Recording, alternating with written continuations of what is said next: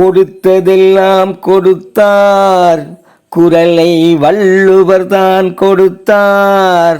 நமக்கு மட்டுமா கொடுத்தார்? இல்லை, உலக மக்களுக்கும் கொடுத்தார். கொடுத்ததெல்லாம் கொடுத்தார். குரலை வள்ளுவர் தான் கொடுத்தார். நமக்கு மட்டுமா கொடுத்தார்? இல்லை, உலக மக்களுக்கும் கொடுத்தார். நமக்கு மட்டுமா கொடுத்தார்? இல்லை, உலக மக்களுக்கும் கொடுத்தார். குரலை தமிழ் மொழியில் எழுதினாலும் எம்மொழியினரும் அதை ஏற்றுக்கொண்டு, குரலை தமிழ் மொழியில் எழுதினாலும் எம்மொழியினரும் அதை ஏற்றுக்கொண்டு, குரலை அனைவருமே கற்றிடத்தான் தமிழ் என்ற சொல்லை அதில் கொடுக்கவில்லை. அதனால் பல நூறு மொழிகளில் குரல்தான் மொழிபெயர்க்கப்பட்டதை காண்கிறோமே. கொடுத்ததெல்லாம் கொடுத்தார். குரலை வள்ளுவர் தான் கொடுத்தார். நமக்கு மட்டுமா கொடுத்தார்? இல்லை, உலக மக்களுக்கும் கொடுத்தார். குரலில் எல்லாம் இருக்கிறதே, அதில் இல்லை என்று எதுவும் இல்லை. குரலில் எல்லாம் இருக்கிறதே, அதில் இல்லை என்று எதுவும் இல்லை.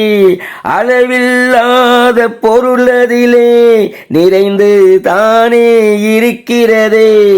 அதை அனைவரும் படித்து அறிவைத்தான் வளர்த்து அதன் நன்மையை எல்லாரும் அடைந்திடணும். கொடுத்ததெல்லாம் கொடுத்தார்.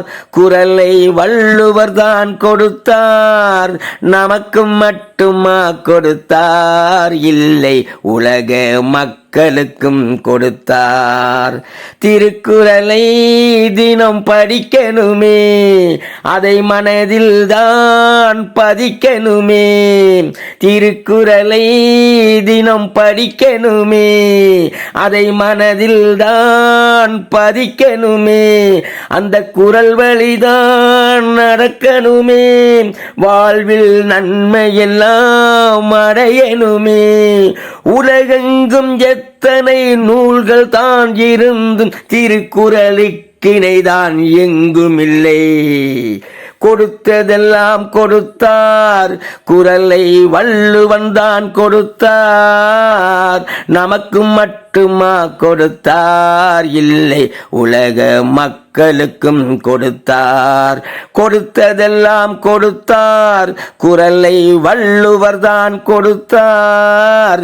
நமக்கு மட்டுமா கொடுத்தார்? இல்லை, உலக மக்களுக்கும் கொடுத்தார். நமக்கு மட்டுமா கொடுத்தார்? இல்லை, உலக மக்களுக்கும் கொடுத்தார்.